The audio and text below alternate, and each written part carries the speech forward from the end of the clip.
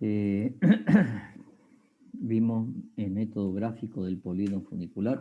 R por D, como ya conocemos R, obtenemos D y me da 1,5.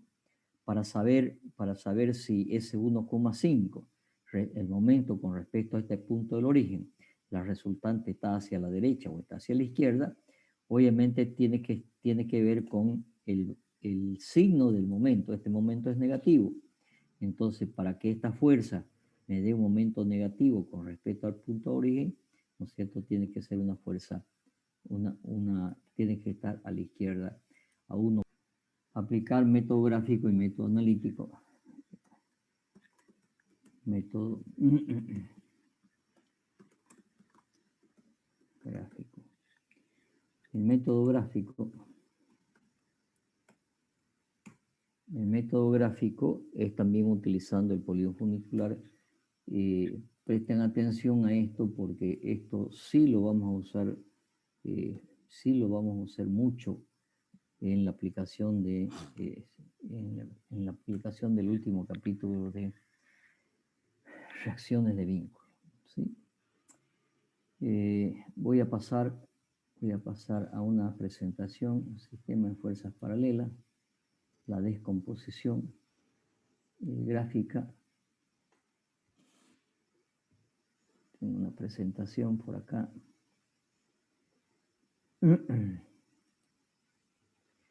A ver, recordarles que si nosotros quisiéramos encontrar la resultante de dos fuerzas, lo que hacemos es la fuerza 1, la fuerza 2, trazamos el lado 1, el lado 2, el lado 3, y donde se intersecta el primero y el último lado, por ahí pasa la resultante.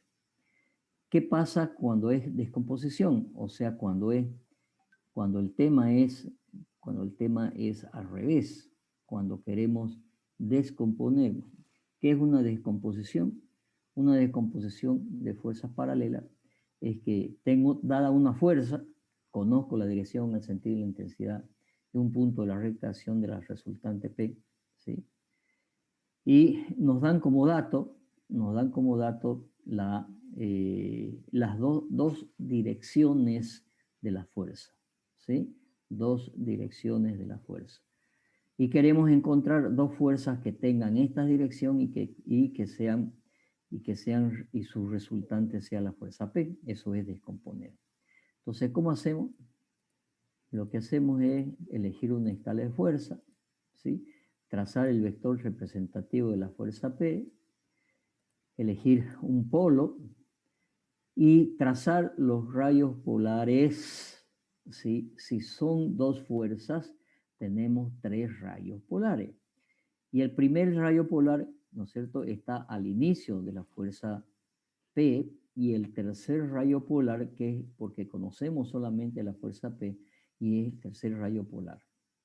Y ahora lo que hacemos es trazar el funicular de la fuerza P. Quiere decir que tenemos que trazar una paralela al rayo polar 1 hasta intersectar la fuerza P en un punto cualquiera, ¿sí? Paralela al rayo polar 1, y a partir de ese punto trazar el rayo paralelo al rayo polar 3 y trazar el lado del funicular 3. Sabemos que en la intersección de la primera fuerza, ¿sí?, empieza el lado 2, y al terminar en la intersección de la segunda fuerza también está el lado 2, y por lo tanto, ¿no es cierto?, estos puntos A y B nos darán ¿qué cosa? Nos darán el lado 2 del funicular.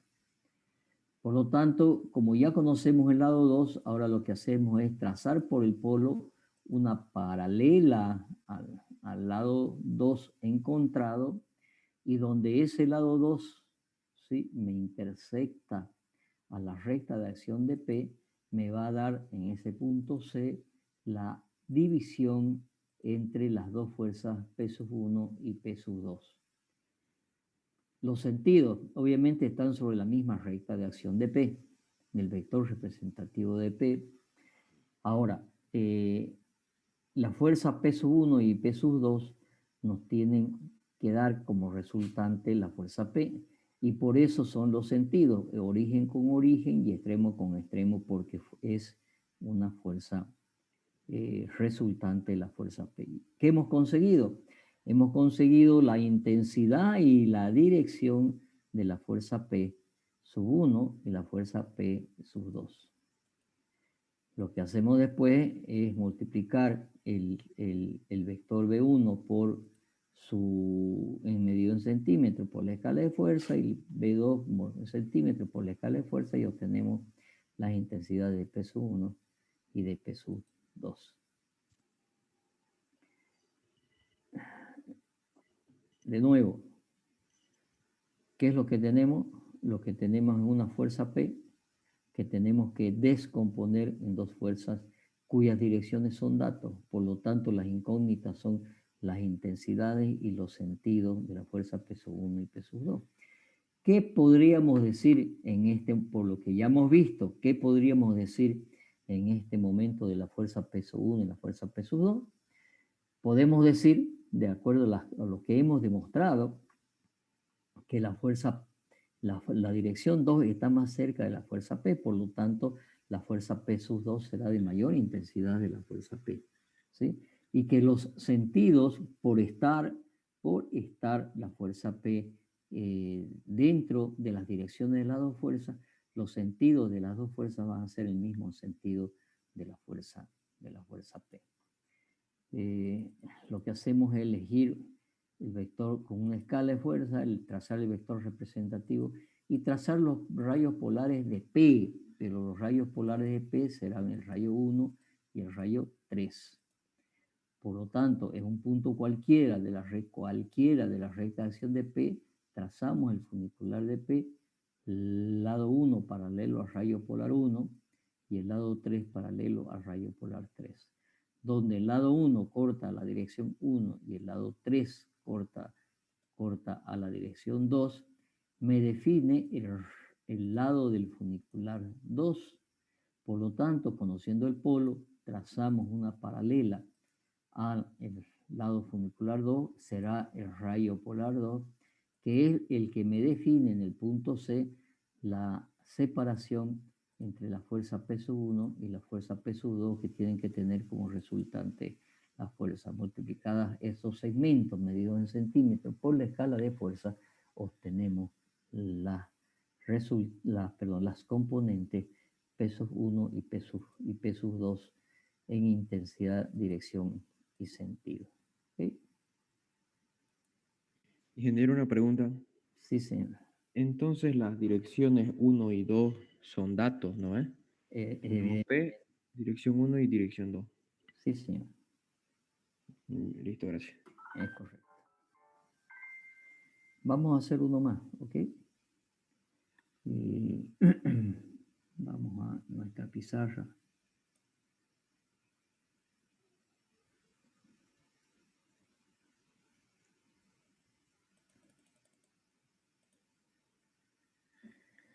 Entonces, ¿qué es lo que tenemos? Tenemos dos fuerzas, ¿sí? P sub 1 y P sub 2. Y tenemos una fuerza, perdón, no tenemos la fuerza, tenemos las direcciones. Entonces, vamos a insertar una dirección que es dato, ¿sí?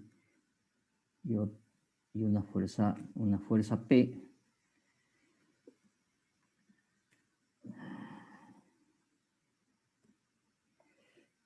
El dato es la fuerza P en intensidad, dirección y sentido. Conocemos la fuerza P y conocemos las direcciones, ¿sí? La ubicación de las direcciones para que, para que podamos, hacerlo en escala.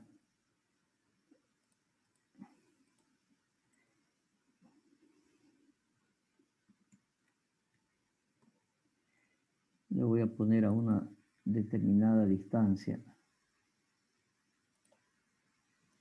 por ejemplo, que esté a 2 metros. esta que esté, para que después podamos aplicar el método analítico. Y otra fuerza conocida que esté a una distancia, supongamos, a una distancia de 3 metros. Entonces la otra estará a una distancia de 3 metros.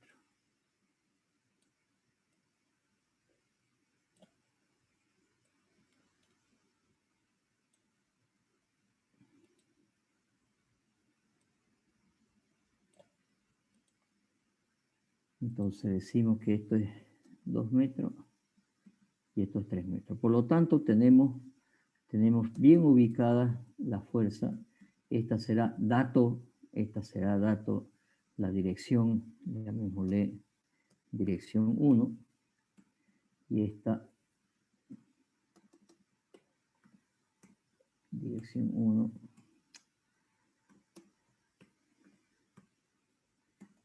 me lo quiere tomar como 1. La dirección 1 y esta que sea la dirección 2, que es dato. Entonces, el método, el procedimiento, ¿sí?, es elegir escala de fuerza.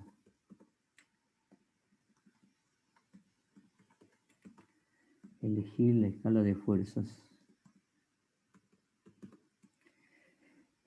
Es dato también la ubicación y la intensidad de la fuerza, ¿sí?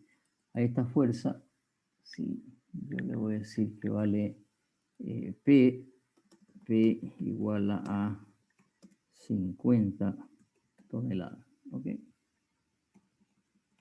Igual a 50 toneladas. Voy a elegir una escala de fuerza. Elegir una escala de fuerza.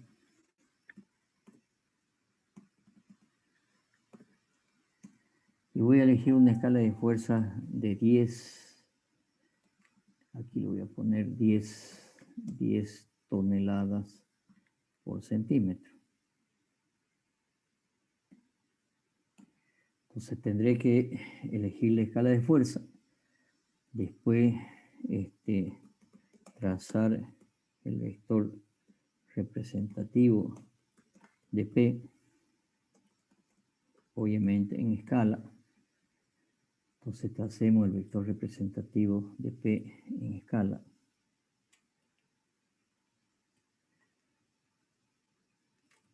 Esto tendrá que ser de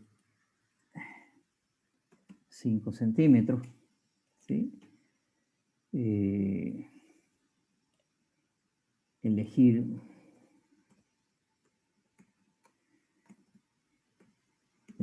polo. Y aquí lo más importante, trazar rayos polares de P. Rayos polares de P. Al trazar los rayos polares de P, ¿sí?, serán los rayos polares, ¿sí?, los rayos polares 1 y 3, porque son los extremos de la fuerza P. Entonces, este es P, este es el vector representativo de la fuerza P. Y voy a elegir un polo y voy a trazar rayos polares. Los rayos polares le voy a cambiar.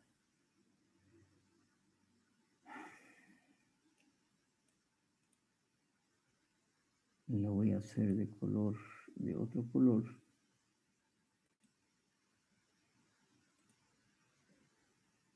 Voy a hacer de color verde, los voy a hacer un poquito más grueso.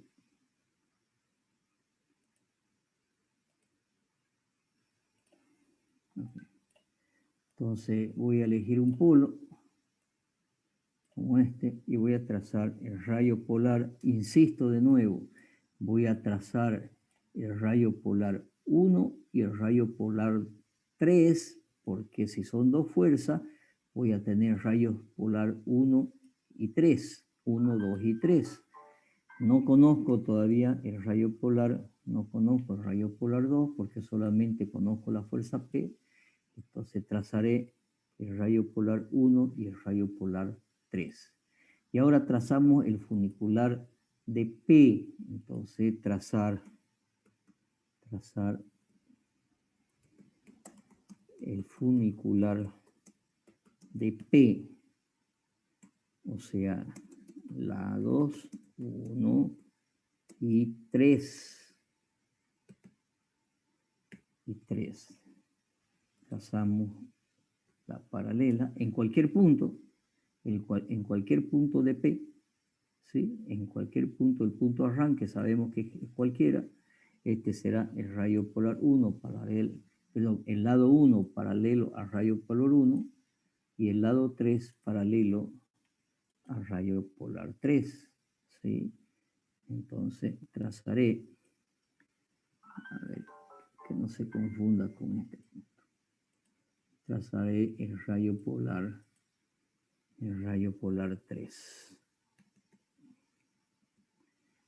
Y ahora donde intersecta la dirección 1 con la dirección, el lado 1 y la dirección 2 con el lado 3, voy a tener el lado del funicular 2. A ver, este 3 lo voy a llevar aquí, perdón. Este lo voy a llevar aquí, ese es el lado 3. Y este será el lado 2, ¿sí? Entonces, este será el lado 2. Y este el lado 2.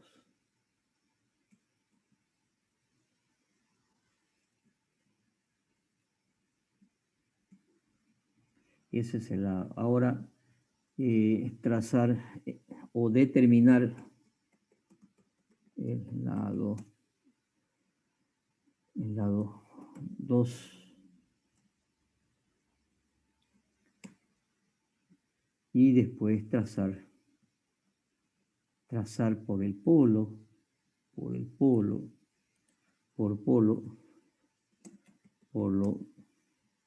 trazar paralela a lado 2. Por el polo trazar una paralela al lado 2. ¿Sí? Intersecta AP en punto C. Entonces voy a poner un punto C.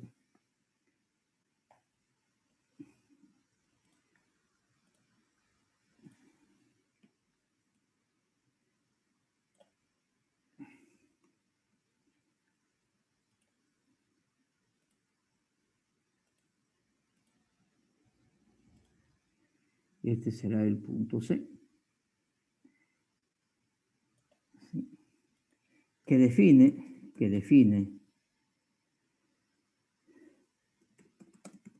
la división entre peso 1 y peso 2. ¿Sí? Y ahora determinar, por lo tanto, determinar los vectores representativos de peso 1 y peso 2. De peso 1 y peso 2. ¿Qué es lo que hacemos? Entonces, donde cortó al punto, en el punto C, estarán sobre la misma recta de acción, de P, pero a efecto de que se los vea mejor, sí, lo voy a trazar afuera. Entonces, desde el origen de P hasta el punto C, y desde el punto C hasta el extremo de P estarán las dos fuerzas, ¿sí? Las dos fuerzas que serán los vectores de peso 1 y de peso 2.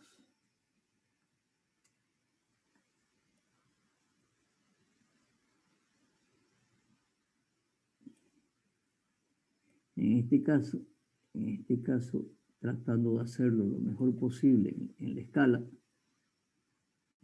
aquí en el Excel, voy a ver de cuánto se trata. Decíamos que P era igual a 50. Ahora voy a ver de cuánto se trata. Me está dando 2,8 centímetros. O sea que P sub 1 será igual a 28,6 toneladas.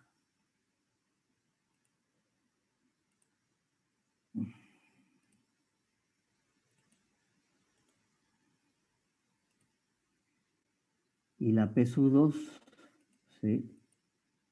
La P sub 2, vamos a ver cuánto mide. B 2, por 10 son 21,5. O sea que P sub 2 igual a 21,5 toneladas. 21,5. Y a ver cuánto me suman. 28 más, ya, pongámosle que esto no está bien medido, o no está bien colocado. Vamos a ver. Posiblemente, a ver cuánto mide.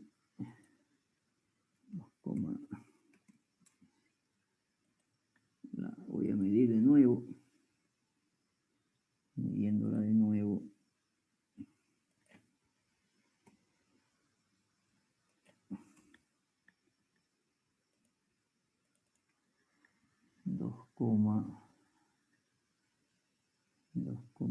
Puede ser 2,85. Para que la suma me cuadre, ¿no es cierto? Me tendría que salir, ¿no es cierto? 28 más 21 son 49, más medio son 50, que son la fuerza P. O sea que más o menos, sí, estamos bien. Este es el lado del funicular 2. ¿Sí? Entonces, de esa forma encontramos la descomposición de una fuerza en dos direcciones. Voy a hacer otro caso más, que también se nos va a presentar en fracciones de vínculo. Nuevamente voy a decir que tengo una fuerza P, y que tengo dos direcciones conocidas, pero sucede que esas dos direcciones conocidas, ¿sí?, están fuera de la fuerza P. Les voy a dar unas distancias también para que después el método analítico lo podamos hacerla con datos.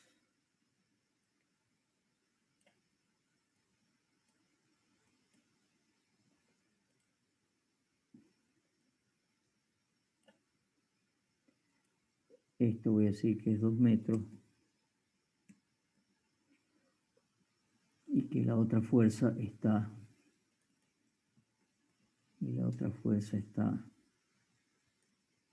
Sí. A ver qué distancia. Esta es... Lo voy a decir que sea 350. ¿Sí? O sea que esta fuerza la voy a poner a una distancia de 3 metros 50. Está un poquito más para acá. Ok. Y este es 3 metros 50. Este es otro ejercicio. ¿Sí? 3 metros 50. ¿Sí? Y esta sería la dirección 1. Esta sería la dirección 1.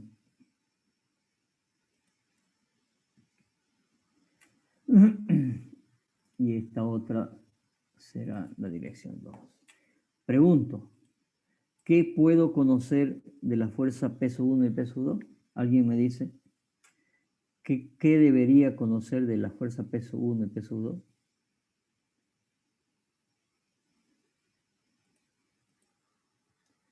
Deberíamos conocer algo. ¿Sí? Deberíamos de conocer algo. Supongamos que la fuerza P tenga como dato, ¿sí? P igual a 60 toneladas. Vuelvo a hacer la pregunta. ¿Qué sabríamos ya de la fuerza P? Su magnitud. No, eso es lo que vamos a buscar. Magnitud no conocemos, pero sí podemos saber algo. ¿Será que sabemos los sentidos? Sí, dirección y sentido. No, a ver. Entiéndame la pregunta.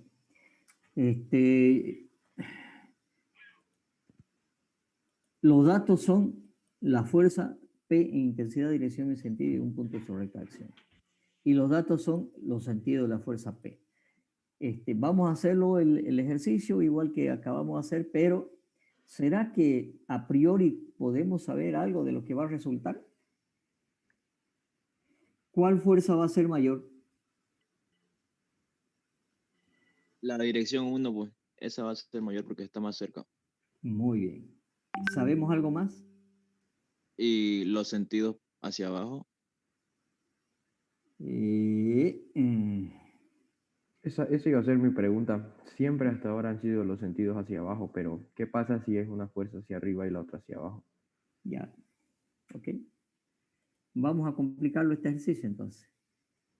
Vamos a decir que esta sea la fuerza P, que esté hacia arriba, ¿ya? ¿Ok? Que esta sea la fuerza P, para no seguir. Ahora, lo que yo quiero que vean es lo siguiente. Nosotros hicimos un ejercicio, ¿sí? En el que una fuerza P sub 1 y P sub 2 tenían sentido contrario, ¿sí? ¿Dónde daba la resultante? La resultante estaba fuera de la fuerza P sub 1 y P sub 2, ¿sí? Está fuera. Eso es lo importante que lo veamos. La fuerza P, la resultante R, no está entre las fuerzas. Cuando las fuerzas son de sentidos contrarios, la resultante no está, ¿no es cierto?, entre las fuerzas, está fuera de ellas, ¿sí? Y está también más cerca de la fuerza de mayor intensidad. Entonces, las fuerzas, en este caso, si las direcciones están, o la fuerza P está fuera de las dos direcciones, ¿qué me va a decir? Que estas fuerzas van a ser de sentido contrario. Pero que también me dice que la fuerza P sub 1 tendrá el mismo sentido de la fuerza P. Pero veamos, esa es la conclusión que tenemos que llegar, pero lo que quiero es que ustedes en el momento que vean esto, aquí son dos fuerzas que tienen sentido contrario. Y la fuerza P1 va a ser de mayor intensidad que la fuerza P. ¿Sí? Entonces, ahora, ¿qué es lo que hacemos? Trazamos el vector representativo de la fuerza P. Vamos a elegir la escala. La voy a decir ¿sí? Escala. Esta es la fuerza P en escala. Elegir escala de fuerza. Estoy eligiendo una escala de fuerza igual a 10 toneladas por centímetro. ¿Sí? Entonces estoy llevando 6 centímetros exactamente. Después elijo el polo, ya no voy a describir tengo que hacer todo esto que describí aquí. Entonces elegimos el polo y vamos a trazar los rayos 1 y el rayo 3. ¿Dónde está el rayo 1? El rayo 1 está donde empieza la fuerza P. Voy a elegir un polo cualquiera por aquí y este tendrá que ser mi rayo polar 1. ¿Sí? Este será el rayo polar 1. Y el rayo polar 3 y el rayo polar 3 estará desde donde termina la fuerza P, hasta el polo. ¿Sí? Y este será el rayo polar 3. rayo polar 3. ¿Y ahora qué hacemos? Trazamos el funicular de la fuerza P, trazamos una paralela al rayo 1 hasta que intersecte la fuerza 1, perdón, hasta que intersecte la fuerza P, porque es funicular de P, este es el lado 1 del funicular, ¿sí? Y el rayo polar 3 son paralelas, ¿no es cierto? Este es el lado del funicular 3. ¿Qué es lo que hago? Encuentro la intersección del lado 1. Voy a tratar de hacer lo más paralela posible. Voy a trazar de aquí una paralela. Ok, la voy a llevar a... Esta es la prolongación del lado 1. Voy a cambiar esta posición para que no se crea que es esta recta de aquí.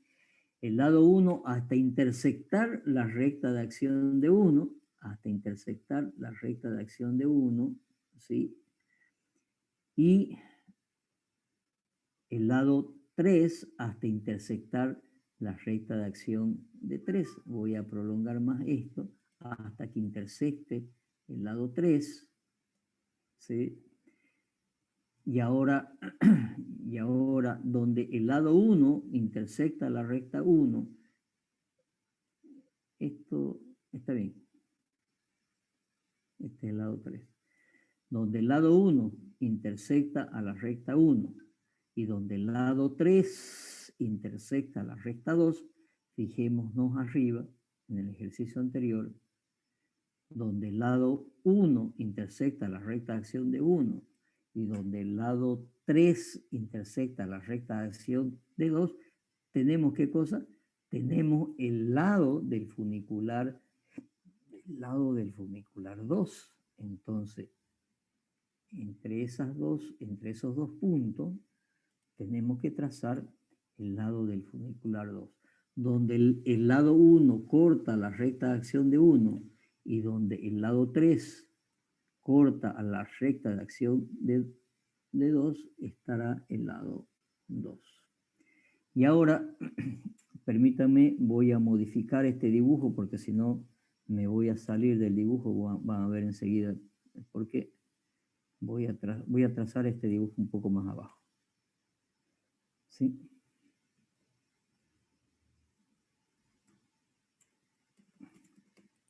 Si no, me voy a superponer arriba. Lo único que estoy haciendo es trasladar este gráfico un poco más abajo. Ya van a ver por qué. Entonces sucede ahora que, ¿qué es lo que hacíamos anteriormente? Por el polo trazábamos una paralela al lado 2 encontrado. Por el polo trazamos una paralela al lado 2 encontrado. Entonces, por el polo trazamos una paralela, ¿sí? Por el polo trazamos una paralela al lado 2 encontrado. ¿Y este será qué cosa? Este será el rayo del funicular 2 que estamos encontrando. Estamos encontrando este lado del funicular 2. ¿Y ahora qué tenemos que hacer? Intersectar la recta de acción de la fuerza P con ese rayo polar encontrado. Entonces tenemos que prolongar la recta de acción de la fuerza P. Voy a ver que esté vertical. Entonces tengo que prolongar hasta que sea intersectado por el lado del funicular 2. ¿Okay? Y ese sería este punto que vimos anteriormente, este punto C. Deme un momentito. Intensidades de la fuerza peso 1 y peso 2, ¿sí? Entonces voy a traer una recta acá, ¿sí? Y otra recta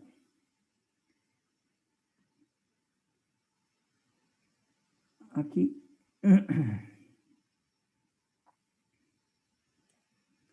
Y otra recta acá. Ahora, lo más importante, lo más importante. En un funicular cualquiera, fíjense que los lados del funicular que se cortan sobre una fuerza son los correspondientes a sus rayos polares. ¿Qué quiere decir esto? Sobre la fuerza P se corta el lado 1 y el lado 3. Sobre la fuerza 1 se corta el lado 1 y el lado 2. Sobre la fuerza 3, ¿no es cierto? Se corta el lado 3 y el lado 2. Entonces, eso es lo que me define, ¿no es cierto? ¿Quién es quién? ¿Qué quiere decir eso? Para saber quién es quién, vamos a decir, sobre la recta de acción de 1, sobre la recta de acción de 1, esta recta de acción de 1, ¿sí? ¿Quién se corta? Se corta el lado 1, se corta el lado 1 y se corta el lado 2. Por lo tanto, entre el lado 1 y el lado 2 tiene que estar la fuerza pesos 1. Quiere decir que la fuerza pesos 1, quiere decir que la fuerza pesos 1 tiene que venir desde el lado 1, hasta el lado 2, del lado 1 hasta el lado 2. Perdón. Del lado 1 hasta el lado 2. Y sobre la recta de acción de la fuerza, sobre la recta de acción de la fuerza 2, sobre la dirección 2, se corta el lado 2 y el lado 3. Por lo tanto, entre el lado 2 y el lado 3 me tienen que definir la fuerza pesos 2. Entre el lado 2 y el lado 3, entre el lado 2 y el lado 3 me tienen que definir la fuerza pesos 2. Los sentidos, origen con origen y extremo con extremo. Entonces, si la fuerza P, esta parte de abajo es su origen, esta fuerza peso 1 tiene que tener aquí su origen. Entonces le voy a cambiar el sentido, porque es una copia de otra fuerza. Le voy a cambiar el sentido. Entonces, ahora, yo estoy empezando desde aquí. Pesos 1, que va hasta acá arriba. A continuación va pesos 2, y en el extremo de pesos 2 está la fuerza pesos 2. ¿Sí? Entonces, esta será la intensidad de la fuerza pesos 1, ¿sí? Y esta será la intensidad de la fuerza pesos 2. Y fíjense que han dado de sentido contrario. Y también la fuerza peso 1 es la de mayor intensidad. ¿Sí? Ahora voy a calcular según mi escala cuánto vale peso 1 y cuánto vale peso 2. 9 me está dando 95,6. Peso 1 me está dando 95,6.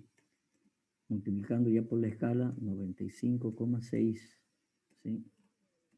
Y unos decimales más. Esto me está dando peso 1. ¿Y cuánto me está dando peso 2? Peso 2 me está dando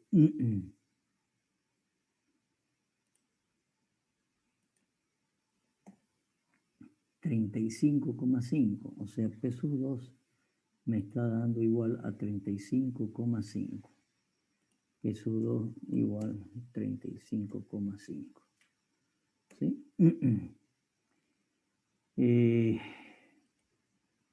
Bueno, esta tiene más decimales. Le voy a poner, esta tenía más decimales. En realidad es 95. Esta tenía, le voy a poner así, 95,5. ¿Ya? ¿Ok? Un poco por el tema de escala. Y ahora sí, 95,5 menos 35,5 me dan los 60. Menos, ¿por qué? Porque son de sentido contrario. PR valía 60, esta me está dando 95 y esta me está dando 35. Entonces hemos encontrado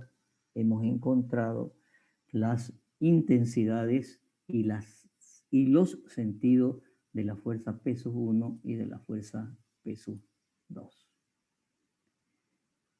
¿Se entendió? ¿Alguna duda?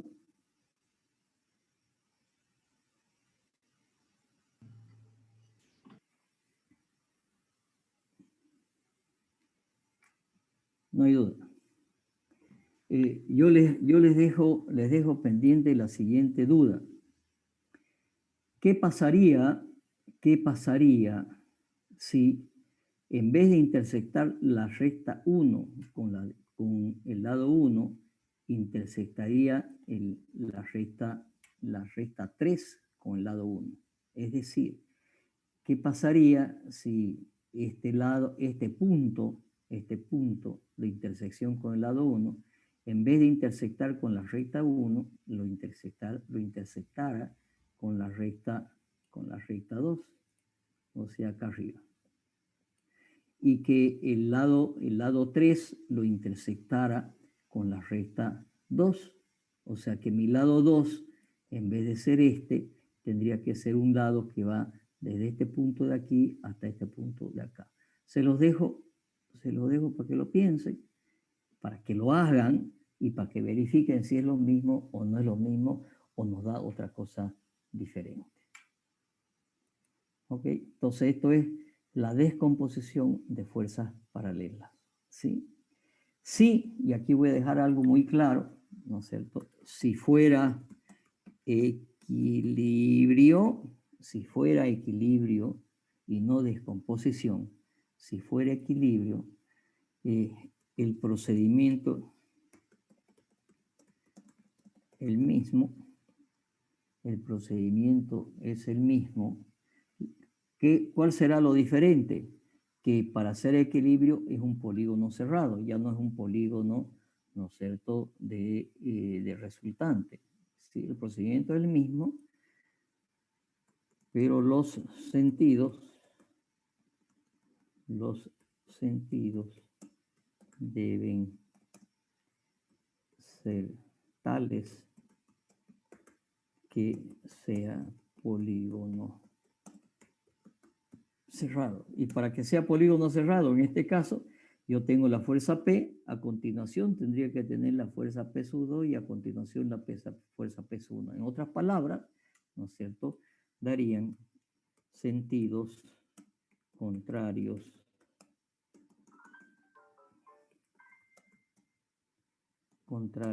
a los sentidos de la descomposición. ¿Ok? Entonces, si esto, en vez de pedirnos que sea una descomposición, me piden equilibrar la fuerza P con dos direcciones, P sub 1 y P sub 2, esto en reacciones de vínculo, en el último capítulo vamos a ver mucho, en vez de ser una descomposición, un equilibrio, el procedimiento es el mismo y los sentidos serían sentidos contrarios a los de la descomposición. ¿Por qué? Porque tiene que ser un polígono cerrado. Muy bien. Esa es la descomposición gráfica. Ahora veremos la descomposición analítica.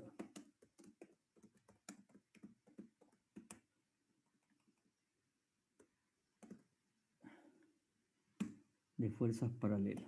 ¿Sí? ¿De qué se trata esto? Hacer lo mismo en forma analítica. Vamos a ir a nuestro libro, Fuerzas Paralelas, descomposición analítica mediante una ecuación de proyección y una ecuación de momento. ¿Sí? Podemos hacerlo mediante una ecuación de proyección y un momento, o dos ecuaciones de momento. Este es el caso de dos ecuaciones, una de momento y una de proyección. ¿Cuál es el concepto? En este caso tenemos solamente dos fuerzas. Entonces la ecuación de proyección con respecto a un eje, el P sub y tiene que ser igual a P sub 1y más P sub 2y. ¿Por qué? Porque P sub 1 más P sub 2 tienen que tener como resultante P. Y una ecuación de momento con respecto a un punto B, tenemos los datos del centro de momento. El teorema de Variñón nos dice que el momento de la resultante P tiene que ser el momento de P sub 1 más el momento de P sub 2. Bueno, planteadas las ecuaciones, ¿sí? ¿Qué es lo que hice yo en el ejercicio último que vimos la clase pasada? Tengo como dato la fuerza P en intensidad, dirección y sentido, y una distancia, ¿no es cierto?, a el centro de momento, que es la XP. Y tengo como dato la dirección 1 y la dirección 2, que están dadas por sus coordenadas X1, ¿no es cierto?, su coordenada X1 y su coordenada X2. Y tengo el centro de momento, ¿sí? Y tengo la fuerza, y tengo el ángulo de la fuerza P. Entonces tengo esos datos. ¿Cuáles son las incógnitas? La intensidad, el sentido, porque la dirección lo conozco, no conozco el sentido de la fuerza P sub 1 y P sub 2, sé que va a ser sentido de 90 o de 270, pero no lo conozco, ¿sí? Entonces, intensidad y sentido de P sub 1 y P sub 2. Entonces, acá tenemos las ecuaciones, ¿sí? Voy a llevar esto, ¿sí?, a nuestra pizarra para que les quede grabado en la pizarra.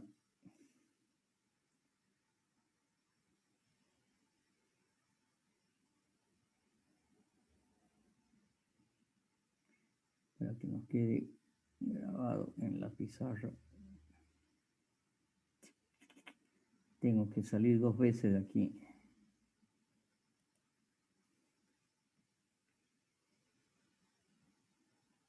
Voy a salir un momentito de aquí para llevarnos esto a nuestra pizarra, ¿ok? Lo que pasa es que está sobre el mismo archivo. Por eso tengo que salir y volver a entrar, ¿sí? Entonces, mediante una ecuación de proyección y una ecuación de momento. Entonces, ¿qué es lo que tenemos como dato? ¿Sí? Tenemos los datos que son la intensidad y todos los datos de la fuerza P y las direcciones, y tenemos las incógnitas que son esto. Y ahora tenemos que plantear ecuaciones. Vuelvo acá, fuerzas paralelas, la descomposición, ¿sí? Y voy a llevarme las ecuaciones.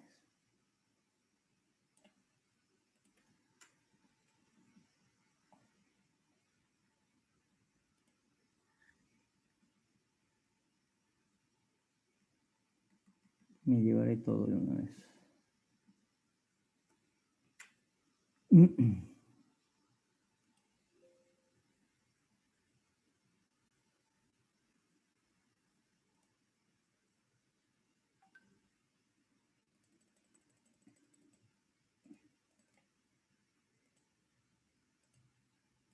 Incógnita, van a ser dos ecuaciones con dos incógnitas, que es P sub 1, P sub 2, P sub 1 y P sub 2.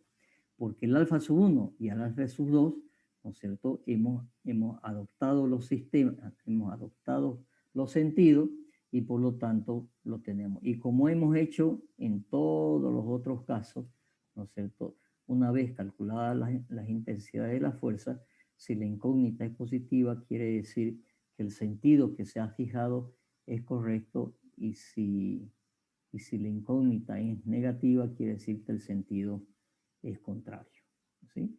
Y de esa manera se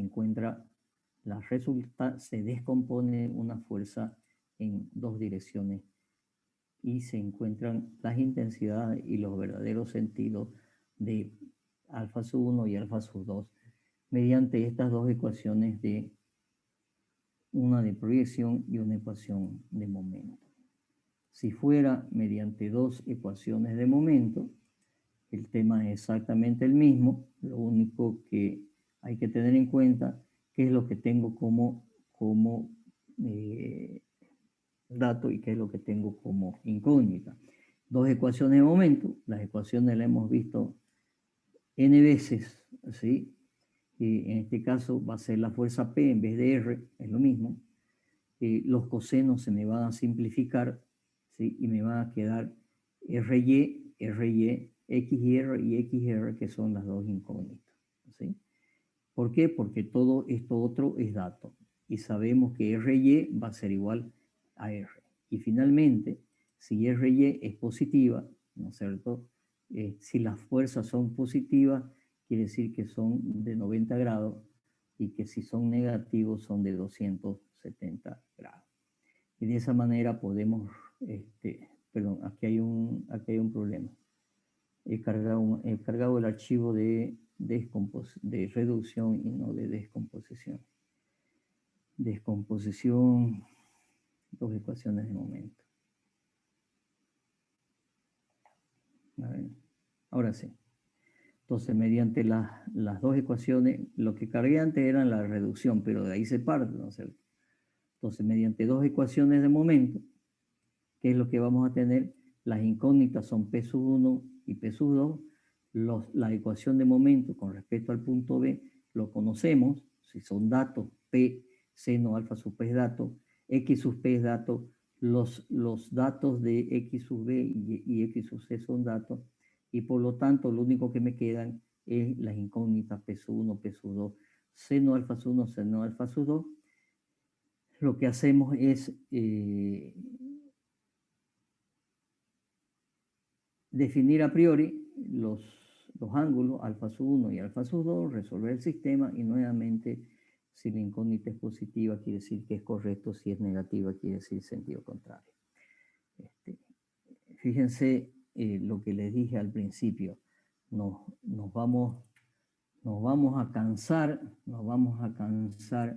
de ver las ecuaciones. Las ecuaciones son siempre las mismas, por eso es que el concepto aquel que la proyección de la resultante es igual a la suma de la proyección de la fuerza y que el momento de la resultante es igual a la suma del momento de la fuerza, son las dos ecuaciones fundamentales de la teoría de las estructuras que siempre la van a estar viendo. ¿Qué nos quedaría? Nos quedaría ver el equilibrio, ¿no es cierto? El equilibrio de fuerzas paralelas para terminar con el sistema de fuerza. Si nosotros vamos, el equilibrio, ¿sí? El equilibrio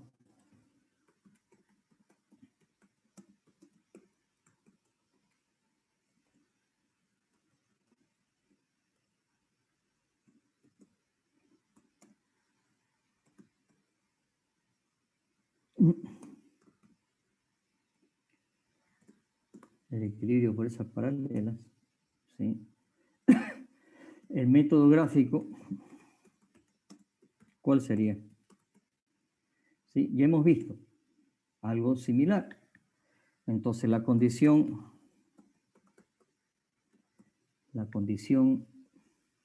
gráfica para el equilibrio fuerzas paralelas va a ser el mismo que para fuerzas no concurrentes. Es que el polígono de fuerzas y el polígono funicular sea cerrado, ¿sí? ¿Qué quiere decir que sea cerrado el polígono funicular? ¿sí? Que el primero y el último lado sean coincidentes. Eso lo vimos en fuerza paralela, ¿no es cierto?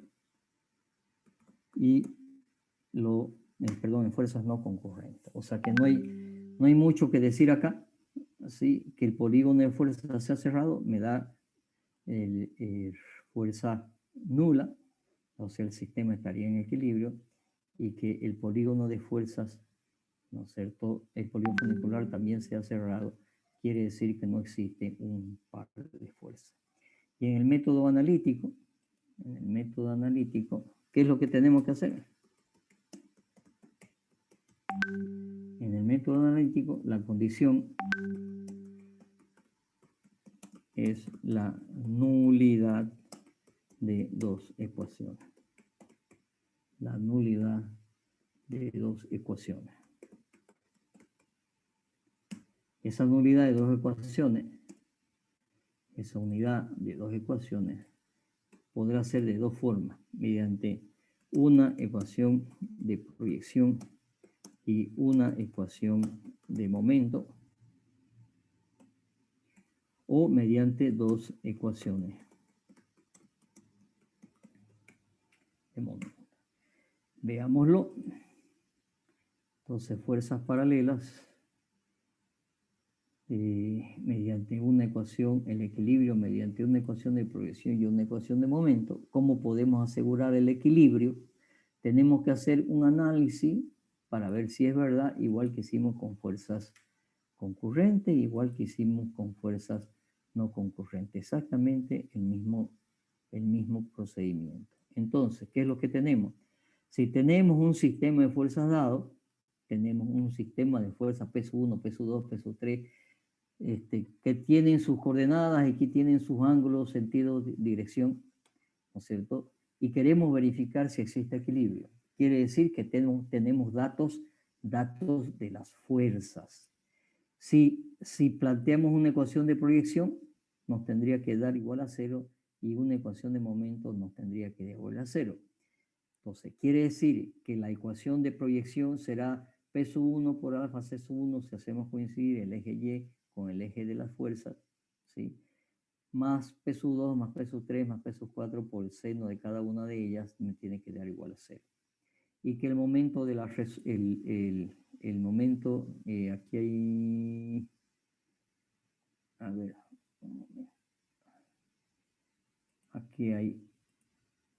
aquí hay un error. Esta no es una ecuación de momento, ¿sí? Esto no es una ecuación de momento. Tiene que ser desde igual a 1. Vamos a poner el momento. Bueno, está bien. P sub 1 por seno alfa sub 1 menos la sumatoria de P por coseno alfa sub I es la ecuación ya de momento desarrollada, ¿sí? Está bien, es la ecuación de momento desarrollada, ¿sí? Y tenemos los datos. Y ahora tenemos que hacer el análisis. El mismo análisis, si la ecuación de proyección me da igual a 0, podemos asegurar que existe equilibrio. Si la ecuación de proyección me da igual a 0, pregunto, si la suma de las fuerzas me da igual a 0, ¿puede asegurar el equilibrio?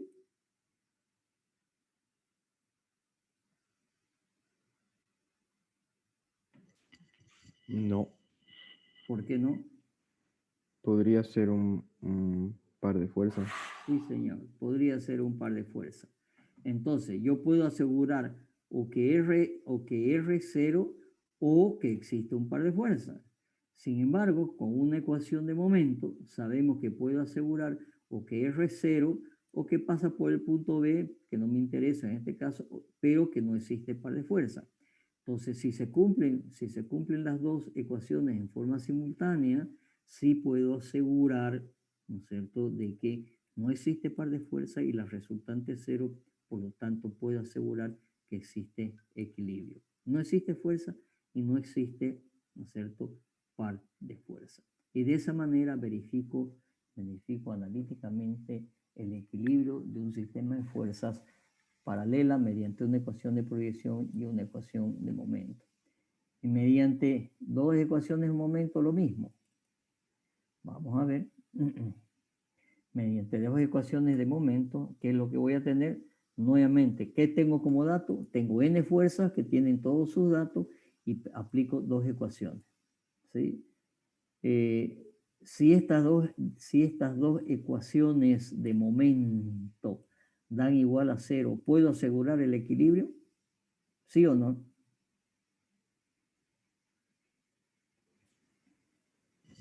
Sí. No sé.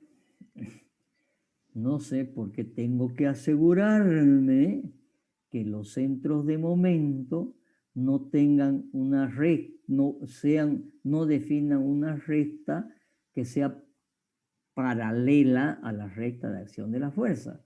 Porque si una de esas, este punto C, por ejemplo, estuviera aquí, ¿sí? Este punto C estuviera aquí, ¿no es cierto? Y la dirección, la recta que define B y C es paralela a la recta de acción de las fuerzas, en una de esas podría haber una resultante que pase por los dos puntos y no va a ser igual a 0. Van a ser igual a 0 las ecuaciones, pero el sistema no estará en equilibrio. Por lo tanto, ¿qué es lo que tengo que hacer? Tengo que asegurarme que el punto B y el punto C no definan una recta paralela a la recta de acción de la fuerza. Por lo tanto, existirá equilibrio siempre y cuando los puntos B y C no definan una recta paralela a la dirección de la fuerza. De esa manera, sí aseguro de que existe equilibrio mediante dos ecuaciones de proyección. Muy bien, señores. Con esto hemos terminado lo que son los sistemas de fuerzas. Si nosotros volvemos a nuestro cuadro de qué es lo que íbamos a ver,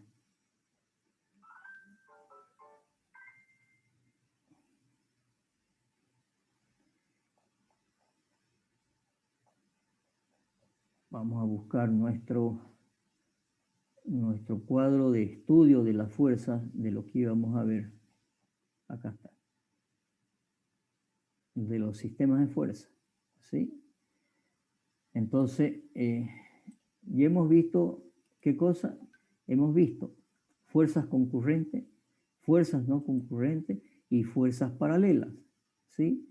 En reducción de fuerza, en descomposición de fuerza y en equilibrio de fuerza, en métodos gráficos y en métodos analíticos. Y nos queda algo que es esto, que se llama fuerzas o cargas distribuidas. ¿Ok? Y con eso terminaríamos los sistemas de fuerza, ¿sí? Para después entrar un capítulo de geometría de las masas y relaciones de vínculos.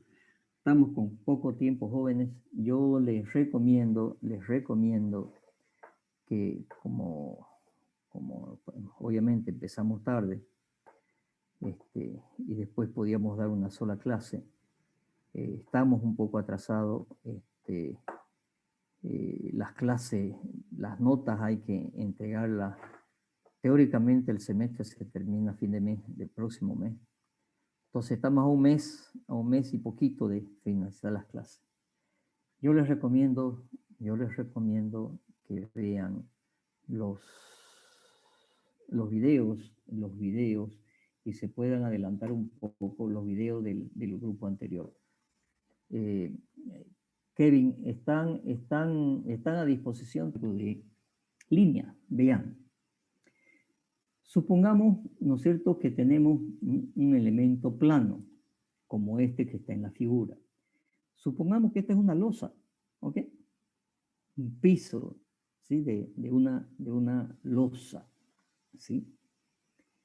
Cuando nosotros vimos las acciones de las fuerzas, de la naturaleza, y decíamos, tenemos acciones de viento, acciones de sismo, acciones de sobrecarga, acciones de temperatura, etc. Y una de las acciones que vimos es el peso propio.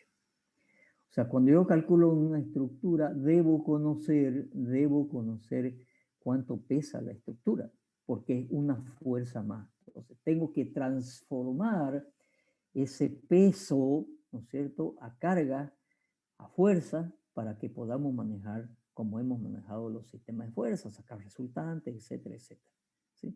Por lo tanto, es necesario conocer la carga, ¿no es cierto? Y esa carga no es una carga peso 1, peso 2, peso 3, que está concentrada en un punto. El peso está distribuido. Entonces, conceptualmente, ¿no es cierto? Si tenemos un elemento plano como este, tendremos un volumen.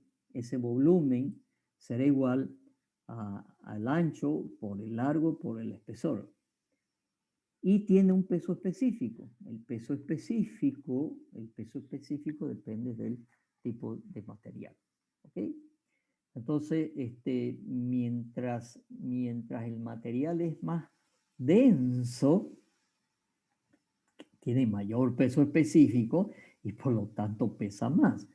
No es lo mismo agarrar una madera, ¿no es cierto?, de tajibo, que tiene mucha resistencia, es muy densa, el peso específico anda alrededor de los 800, 900 kilos por metro cúbico, que una madera de un 8O, por ejemplo, que es una madera, ¿no es cierto?, muy liviana. Peor una madera balsa, digamos, que es sumamente livianita. Entonces, el concepto es que tenemos un volumen. Y si tenemos un volumen y tenemos un peso específico, ese peso específico se determina en el laboratorio para cada elemento. El peso será el peso, ¿no es cierto?, igual al volumen por el peso específico. Y será el peso total del elemento. Entonces, supongamos este ejemplo. Si yo tengo este elemento que tiene un ancho de 5, una longitud de 10 y un espesor de 15, el volumen será 5 por 10 por 0,15. Serán 7,5 metros cúbicos. Si es de hormigón armado, se trata de una losa de hormigón armado, dice aquí, el peso específico a efecto de cálculo, si bien el peso específico varía un poco en función de la cantidad de fierro que yo le ponga adentro, pero a efectos de cálculo, siempre se toma el peso específico del hormigón armado en 2.400 kilos por metro cúbico. Este valorcito, grabárselo con fuego porque lo van a ver a cada rato. Entonces, el peso específico del hormigón armado a efecto de cálculo es 2.400 kilos por metro cúbico. Por lo tanto, si yo tengo 7,5 metros cúbicos por 2.400, voy a tener que esta losa pesa 18.000 kilos, 18 toneladas. Ahora bien, si esta losa tiene una superficie que va a ser el ancho por el largo, superficie, ancho por largo, y yo quiero saber cuánto es el peso por unidad de superficie, tendré que dividir el peso total dividido la superficie. El peso es igual, ¿no es cierto?, el peso por unidad de superficie, este es el peso por unidad de superficie, este de aquí, que será el peso total dividido la superficie. Pero el peso total es volumen por peso específico, dividido superficie. Pero el volumen es A por L por B, por E, por peso específico, sobre A por L. Por lo tanto, A con E, A por L, sobre A por L se me simplifica y me queda el peso específico por el espesor. ¿Sí? Quiere decir que el peso específico por el espesor me va a dar, ¿no es cierto?, multiplicando los 2.400, ¿sí?, por el 0,15 me va a dar 360. Lo voy a poner aquí.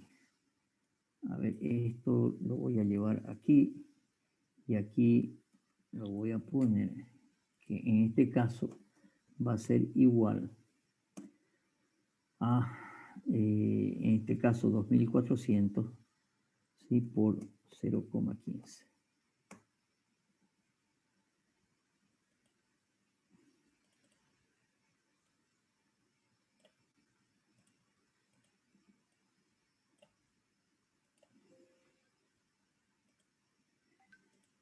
va a ser igual, ¿no es cierto?, a 2.400 por 0,15, que será igual a 360 kilos por metro cuadrado. Y ese es el concepto de una carga distribuida, kilos por metro cuadrado.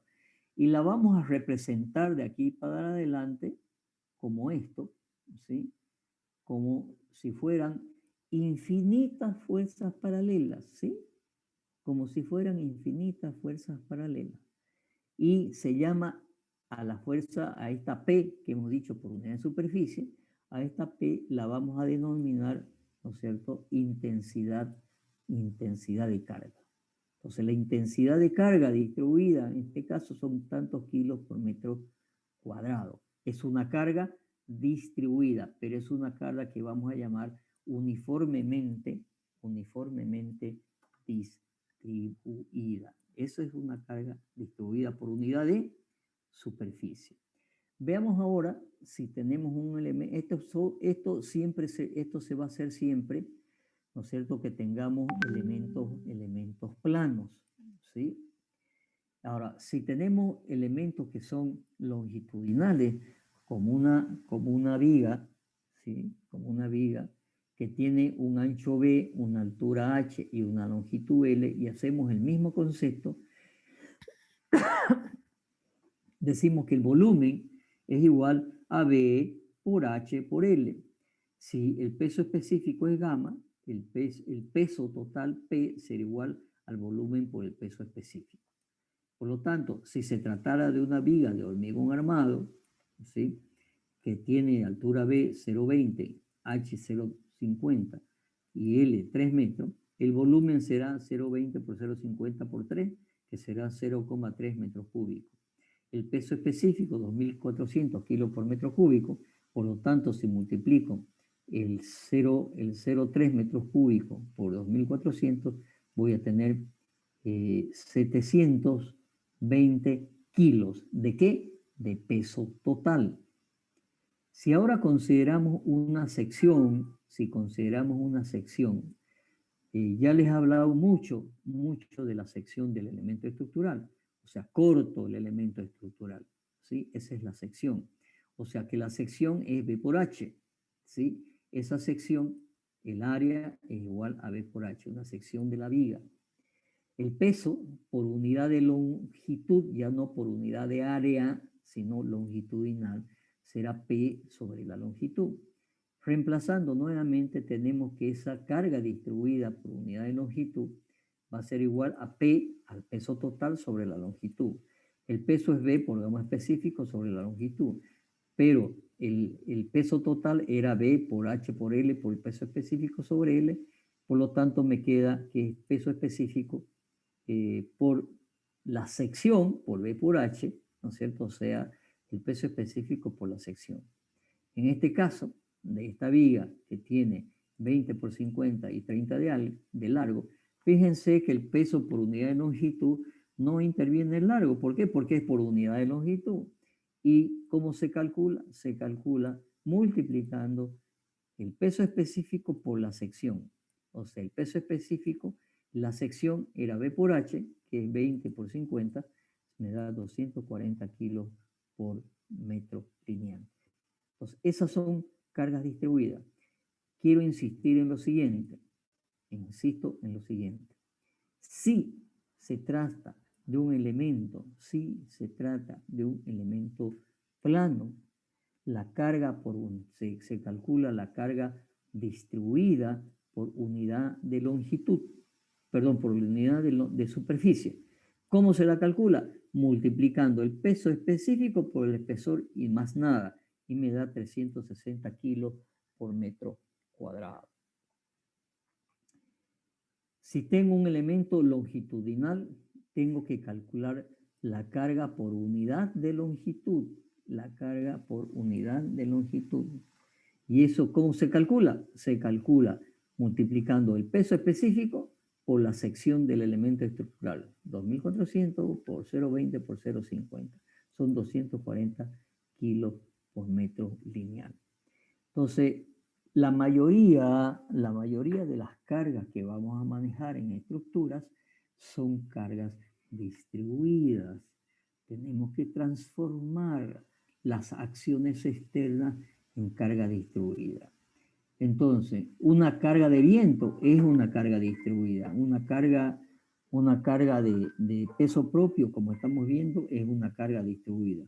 Una carga de la sobrecarga, que es las cargas de nosotros, digamos. O sea, la sobrecarga es la carga que se pone encima de la estructura.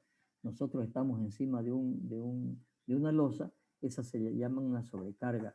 En ese caso, de acuerdo a la norma, hay una norma de carga, así, hay una norma de carga, se toma en función de el destino que tiene el edificio. Entonces, no es lo mismo una carga en una vivienda, en un living, por ejemplo, que en un baño, ¿no es cierto? A no ser que hagan fiesta en el baño, pues, ¿no? Pero las cargas distribuidas son diferentes. Y para eso existen normas. Nosotros acá en Santa Cruz hicimos una norma de carga que después se la llevó a través de IGNORCA, que es la institución que hace normas. IGNORCA tiene la norma de cargas. Se han hecho tres normas muy importantes en los últimos tiempos, que es la norma del hormigón, la nueva norma del hormigón armado. Había una anterior del año 87, la nueva norma del hormigón, la norma de viento y la norma de carga. Antes, ¿cómo se calculaba? Con norma internacional, pero hoy ya tenemos normas bolivianas. Entren a IGNORCA y van a encontrar esas. Y mira, una pregunta. Sí. Si yo tengo esta tipo losa, ¿no es? Uh-huh. Ahorita está echada, ¿no es? Está sentada, es una Sí, losa. señor. Sí, Y señor. nosotros calculamos su peso por unidad de... Superficie. su peso específico por unidad de superficie. Pero si yo esta losa la paro y ya no es losa, sino es una pared, ya sería por metro sería, ¿no? Por metro lineal, sí, señor. Sí, señor. Pero supongamos, como usted dice, este elemento está parado, ya es un muro, ¿sí? Exacto. Ese muro tendrá cargas horizontales. Por ejemplo, si es un muro para sostener tierra, pues si es un muro para sostener de un depósito agua, lo vamos a ver enseguida, ¿no es cierto? Ya las cargas que existen sobre él son diferentes, ¿no es cierto? En esta que es una losa, yo la sobrecarga son cargas que dependen de normas. Si yo tengo un muro, las sobrecargas son de otro tipo que lo vamos a ver enseguida, ¿sí? Pero si ya deja de ser un elemento plano para considerar por metro cuadrado. Listo, gracias. Veamos, cargas distribuidas en muros, ¿sí? Debido a los muros, ¿sí? Entonces, si yo tengo un muro de ladrillo que tiene, ¿no es cierto?, un ancho B y un alto H, me va a generar una carga distribuida a lo largo de su longitud, porque es longitudinal. ¿Qué es lo que teníamos que hacer? Que esa carga distribuida será gamma por B por H. Gamma, el peso específico, supongamos que es ladrillo, como en este caso, un ladrillo adobito, ¿no es cierto? En un ladrillo adobito se toma una carga de un peso específico de 1.600 kilos por metro cúbico, que considera además del ladrillo el peso del cemento que los une o en su caso el reboque. A efecto de cálculo se toma 1.600 kilos por metro cúbico. Por lo tanto, ¿sí? De nuevo, ¿no es cierto? 1.600 por 0,15 de espesor por 3 metros de altura me da 720, ¿no es cierto?, kilogramos por metro. Carga por unidad de longitud. Por lo tanto, la carga distribuida uniformemente, porque se varía uniformemente, porque la altura es constante, va a ser una carga distribuida de 720 kilos por metro. Y la vamos a representar así, una carga distribuida. Imaginemos que son infinitas fuerzas paralelas y vamos a ver cómo ese concepto de infinitas fuerzas paralelas es importante, ¿sí? Entonces su representación la vamos a representar así. Sin embargo, si yo tuviera un muro como este, que es común, ¿no es cierto? Arriba va un techo, entonces inclinado, entonces voy a tener un muro, termina así. Entonces yo tengo una intensidad de carga, acá 0, y acá una intensidad de carga que varía igual que en el caso anterior. Entonces, si yo tengo 1600 kilos por metro cúbico, supongamos que el espesor son 12 centímetros, tengo 2 metros de altura, la carga, la intensidad de carga en este punto máximo, ¿sí? Por metro lineal será los 1600 por 0,12 por 2, me da 384 kilos por metro. Pero esa es la intensidad de carga en este punto máximo. Pero como la altura va a ir variando, esta h será variable hasta que llega el punto que en el extremo es igual a 0. Entonces, la carga distribuida ya no es constante y en este caso se llama carga distribuida con variación lineal. Carga distribuida con variación lineal. Y tiene esta representación como si fueran infinitas fuerzas paralelas, pero que van variando, ¿no es cierto?, de punto a punto. Nosotros decimos, esta es una carga con variación lineal, ¿sí?, de intensidad máxima de 384 kilos por metro. Y puede suceder también que se dé el caso que yo tengo un muro como este, donde tengo una altura en un extremo, otra altura en otro extremo, y por lo tanto las intensidades de carga serán diferentes. 1600 por 0,12 en los dos casos, pero en un caso la intensidad de carga será por 2,50 y en otro caso será por 1,50 por las alturas diferentes, ¿sí? H1 y H2. Y por lo tanto ya nos dan una carga de este tipo, esta es su representación, y es una carga distribuida con variación lineal también, pero que nosotros normalmente decimos una carga distribuida rectangular o uniformemente distribuida y con variación lineal, triangular o trapezoidal. Estos son los tres tipos de cargas que más van a utilizar en los cálculos estructurales. Repito, son los tres tipos más comunes de cargas que se utilizan y que van a determinar en los cálculos, en cualquier cálculo, no solamente edificios, no sé, túneles, represas. Son los tipos de cargas que más van a utilizar. O sea, en otras palabras, las acciones externas dan cargas puntuales, pero también dan cargas distribuidas. Las más usuales son cargas distribuidas que tienen una forma rectangular, triangular o trapezoidal. Veamos, por ejemplo, ¿qué pasa con los líquidos? ¿Sí? ¿Qué pasa con los líquidos? ¿Recuerdan el teorema de Pascal? ¿Qué decía el teorema de Pascal? Física 1, jóvenes. ¿Qué decía el teorema de Pascal? ¿Ah?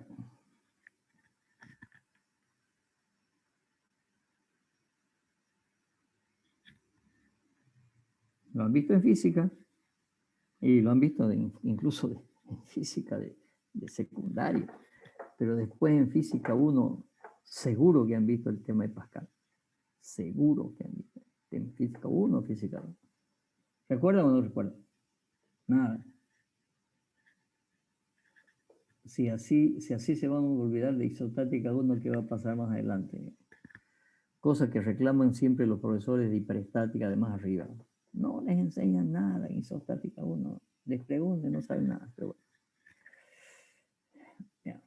El teorema de Pascal, ¿no es cierto?, decía que en un líquido la presión que se ejerce es una presión igual en cualquier sentido y que depende de la altura, h, ¿sí? La altura h es donde se mide la presión.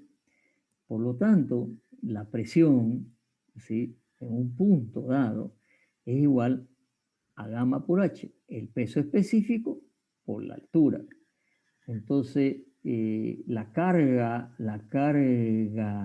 ¿no es cierto?, de presión en kilos por metro cuadrado, porque el peso específico está en kilos por metro cúbico multiplicado por H, me va a dar en kilos por metro cuadrado, ¿no es cierto? Siendo gamma el peso específico del líquido. Ejemplo, si tenemos agua, el peso específico es 1000 kilos por metro cúbico, como ustedes saben, ¿sí?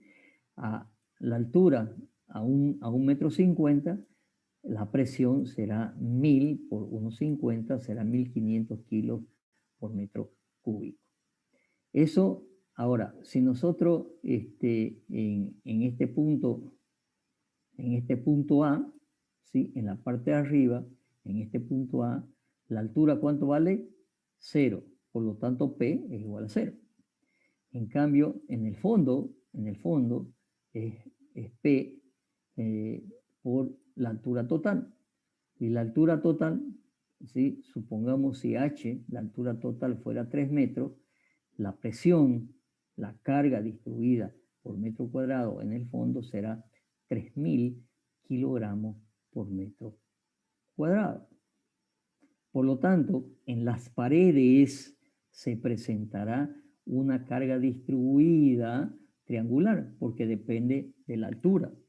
Entonces, sobre las paredes habrá unas cargas, ¿sí? Unas cargas horizontales, ¿sí?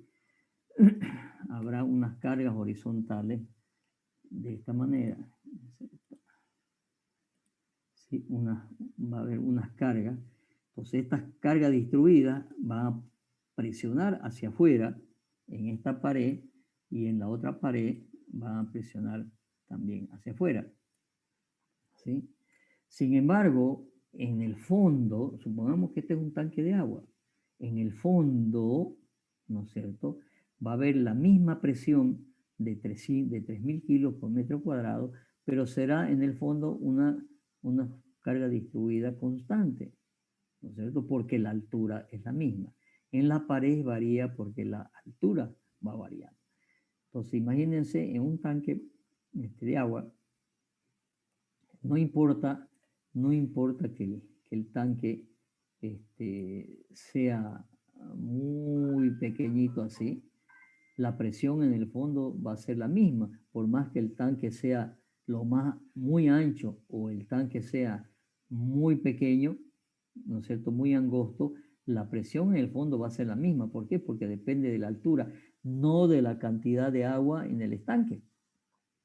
Nada que ver la cantidad, puede ser una piscina de 1 kilómetro cuadrado de superficie, y lo que importa, ¿no es cierto?, para el cálculo del fondo y las paredes es la altura, no la cantidad de agua, ¿no es cierto?, en superficie en planta.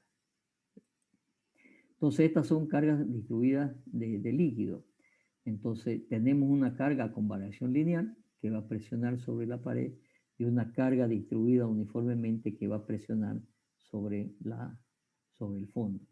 En muchas bibliografías se acostumbra a ponerle la flechita para indicar hacia dónde va la carga. Entonces, una carga distribuida se la representa así, muchas veces con muchas flechitas. Ahora, cuando se sobreentiende hacia dónde va la dirección de la carga, ¿no es cierto?, se la pone también, la bibliografía la pone así como rayitas. Pero hay que saber, ¿no es cierto?, indicar hacia dónde va la carga. Si va hacia arriba, hacia abajo, o en este caso, hacia qué costado va. ¿Sí? Y eso es las cargas distribuidas en líquido. Ahora, necesitamos calcular la resultante de las cargas distribuidas. Aquí quiero hacer la siguiente aclaración. Si ustedes se fijan en el libro, después de haber terminado de ver todo lo que es fuerzas, los sistemas de fuerza, que es el capítulo 2, el capítulo siguiente, ¿sí?, pasa a un capítulo que es geometría de las masas, y después ve recién cargas distribuidas. ¿Eso por qué? Porque el libro de Flieh, que tenemos como el libro guía, es un libro que demuestra las cargas distribuidas, ¿sí?, en base a, digamos, a los conceptos del capítulo de de geometría de las masas, o sea, en función del tercer capítulo. Yo prefiero hacerlo al revés, demostrando todo lo que es la resultante de las cargas distribuidas a partir de lo que hemos visto de la fuerza y no del capítulo de geometría de las masas. Y después, cuando lleguemos al punto, les voy a explicar por qué. ¿Qué significa la resultante de una carga distribuida? Entonces, supongamos que tenemos una carga distribuida, ¿sí?, que tiene longitud L e intensidad de carga Q. Esa es la carga distribuida. Si nosotros tomáramos un diferencial de longitud, un diferencial de X, ¿sí?, este diferencial de X, ¿no es cierto?, que está a una distancia X desde el punto A. Quiere decir que tendremos acá, de este pedacito diferencial de carga distribuida, tendremos un diferencial de resultante. Quiere decir que si hacemos una ecuación, a ver, recién les dije que esta carga distribuida se puede considerar como una suma infinita de cargas de fuerzas paralelas. Entonces, si yo hago una ecuación de proyección, quiere decir que la sumatoria de proyección, ¿sí?, la sumatoria de proyección, como ven acá, ¿sí?, esa sumatoria de proyección me dará que la resultante es igual a la suma de la fuerza.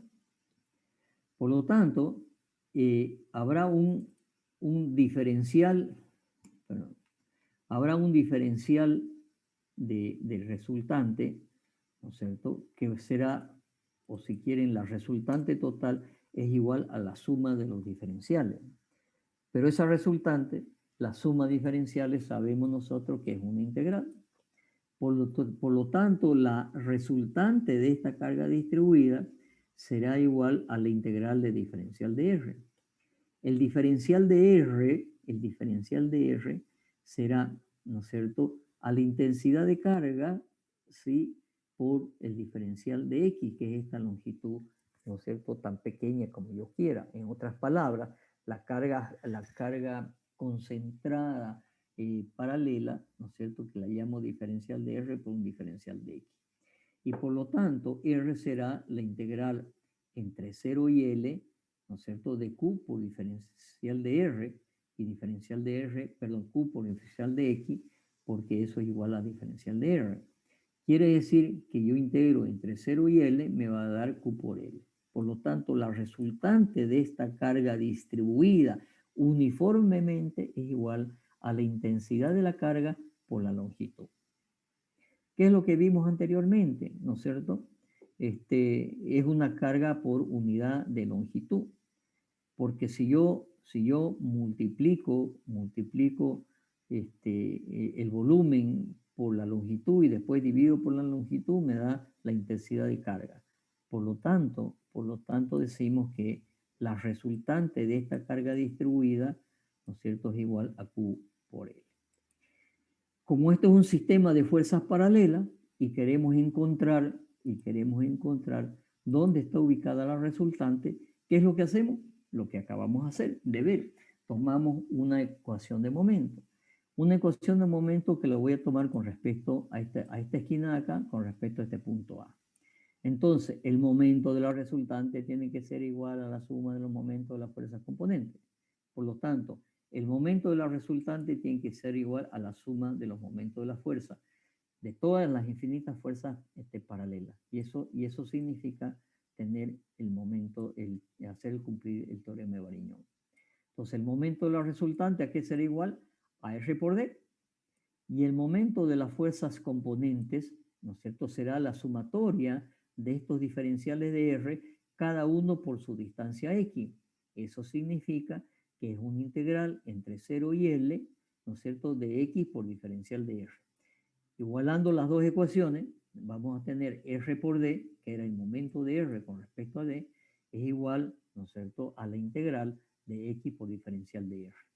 O sea que X, pero diferencial de R hemos visto que es igual a Q por diferencial de X, reemplazamos esto, ¿no es cierto? Y me va a quedar R igual a Q por X cuadrado sobre 2 entre 0 y L. Y eso me da Q por L cuadrado sobre 2. Por lo tanto, R por D es Q por L cuadrado sobre 2. Si ahora reemplazo R, que es igual a Q por L, se tiene que Q por L por D es igual a Q por L cuadrado sobre 2. Despejando D, me dice que D igual a L sobre 2. ¿Qué quiere decir? Que si ese es el momento de la resultante, quiere decir que la resultante está a una distancia D que es igual a L sobre 2. De esta manera demostramos que la resultante de una carga distribuida, ¿no es cierto?, está en la mitad de la longitud, está en el punto medio de la longitud. Ahí está, de ahora para siempre. La resultante de una carga distribuida uniformemente será igual a ¿qué cosa? La resultante es igual a Q por L y está ubicada, ¿no es cierto?, en el punto medio, de la longitud. ¿Sí? Si ahora tenemos una carga distribuida que ya no es constante, ¿no es cierto?, sino que tiene una distribución, una variación lineal, hacemos exactamente lo mismo, ¿no es cierto? Vamos a decir que la resultante va a ser igual, ¿no es cierto?, a la suma de los diferenciales de R. R va a ser igual a la integral entre 0 y L diferencial de R. Pero este diferencial de R es Q por diferencial de X, pero ya el Q no es constante, ¿no es cierto? El Q depende de quién, el Q depende de dónde esté X, por lo tanto varía en función de X. Para saber cómo varía, hay que encontrar la ecuación de la recta o haciendo una relación de triángulo. Este triángulo pequeño que tiene altura Q' y este triángulo grande que tiene altura Q son dos triángulos semejantes, por lo tanto tienen, ¿no es cierto?, proporcionalidad a sus lados homólogos correspondientes. Entonces yo voy a decir que Q' es a X, o sea que Q', la altura de este triángulo es a su base, que es X, igual es como la altura del otro triángulo es a su base, que es L. Entonces me queda que Q por X, Q' es igual a Q por X sobre L. Si nosotros verificamos cuando X sea igual a 0, esto va a ser Q' va a ser igual a 0. Sí, señor, Q' es igual a 0. Cuando X sea igual a L, se simplifica L con L y Q' me queda igual a Q. Por lo tanto, el diferencial de R, que era Q' por el diferencial de X, ahora va a ser Q por X por L por el diferencial de X. Haciendo toda la integral, me va a quedar que R es igual a Q por L sobre 2. Obviamente es la mitad de la anterior, ¿no es cierto? Si esta la parto por la mitad en una diagonal, voy a tener la mitad. Y por eso la resultante de aquí para siempre, la resultante de una carga distribuida con variación lineal en forma triangular, vale Q por L sobre 2. ¿Dónde está esa resultante? Nuevamente tomamos una ecuación de momento. M de R con respecto al punto A igual a la sumatoria de las fuerzas componentes. M de R va a ser igual a R por D. La resultante que ya conocemos por una distancia que es la que estamos buscando. En este caso, esta D, ¿no es cierto?, es incógnita, no sabemos cuánto vale. La sumatoria de los momentos de cada una de las fuerzas, estas diferenciales, será igual a MI, que va a ser la integral de X por diferencial de R. Reemplazando el diferencial de R que teníamos acá, este diferencial de R que ya calculamos, reemplazando en esa integral, me va a quedar que R por D es igual a la integral entre 0 y R de X por diferencial de R. Hacemos todo el reemplazo y me queda finalmente que esa integral me da igual a Q por L cuadrado sobre 3. Si despejamos, si ahora hacemos R por D, donde decíamos que esta D era la incógnita, ¿no es cierto? Y tenemos que todo esto es igual a esto que acabamos de calcular en la integral, Q por L cuadrado sobre 3. Reemplazando R, que es Q por L sobre 2, ¿sí? Se obtiene esta ecuación y despejando D, me dice que D está a 2/3 de L. ¿Medido desde dónde? De donde hemos tomado momento. ¿Dónde tomamos momento? ¿No es cierto? Tomamos momento en este punto A. En este punto A hemos tomado un momento. Por lo tanto, la distancia D, esta de acá, esta es igual a D, ¿sí? La voy a marcar mejor. Esta que hemos calculado, D igual, ¿no es cierto? Esta que me dice que es igual a 2/3 de L. De aquí y para siempre, la resultante de una carga distribuida, con una variación lineal en forma de triángulo es igual a la resultante, ¿sí? Es igual a Q, como hemos visto, Q por L sobre 2, ¿sí? Y está ubicada a una distancia de 2/3 de L medidos desde el vértice o a 1/3 de L medido desde la base. Y la resultante es una carga distribuida. Ahora, fíjense algo importante y que lo van a hacer todos los días cuando hagan cálculo, ¿sí? Esto es un triángulo, perdón, esto es un rectángulo. Haciendo abstracción de lo que son las unidades, me está dando que la resultante, ¿no es cierto?, es igual a Q por L. ¿Y qué es Q por L? Haciendo abstracción de la resultante. Q por L es la intensidad de carga por la longitud. O sea que es entre comillas, haciendo abstracción de las dimensiones, la superficie del área de la carga distribuida. Esta es una superficie de un rectángulo. ¿Y cuál es el área de un rectángulo? Base por altura. Entonces, L por Q o Q por L. En este caso, es un triángulo. ¿Cuánto vale la resultante? Q por L sobre 2. ¿Cuánto vale la superficie de este triángulo? Considerando como triángulo geométricamente base por altura sobre 2. O sea, Q por L sobre 2. Quiere decir que la resultante de una carga distribuida es igual al área, ¿sí?, del diagrama de carga distribuida. Si yo tengo un diagrama rectangular, es Q por L. Si yo tengo un diagrama triangular, será Q por L sobre 2. ¿Qué pasa si yo tengo un diagrama trapezoidal? Voy a hacer algo antes. ¿Qué pasa si yo tengo un triángulo, un trapecio en vez de un triángulo? ¿Cuánto valdrá la resultante? ¿Cuánto vale la resultante? Q1 por Q2 sobre el... A ver. La superficie de un trapecio, pues, ¿no es cierto? ¿Cuánto vale la superficie de un trapecio?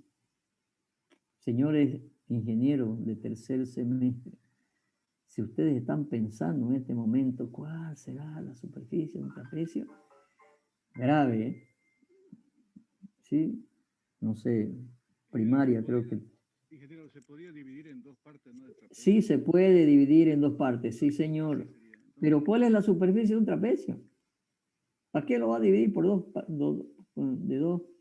en dos partes? ¿Se puede? Se puede. ¿Pero para qué lo va a dividir en dos partes?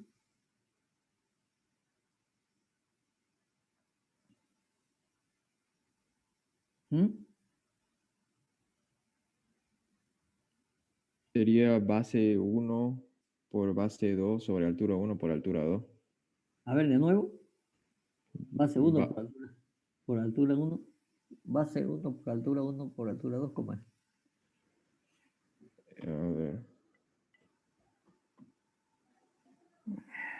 Jóvenes, jóvenes, jóvenes, joven, no me desilusionen.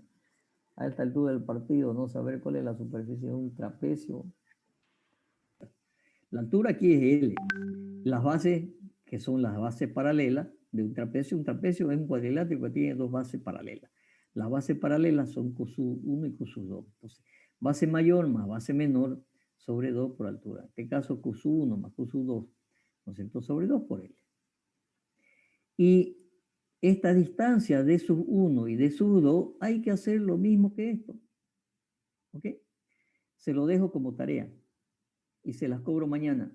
¿Ok? Mañana le cobro esta tarea. Que me